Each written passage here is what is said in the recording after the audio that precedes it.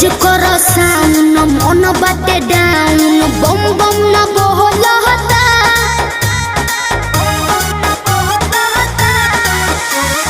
super बासु पर चढ़ जाना ऊपर ठीक ठाक डोलता हनु तेज कर साउन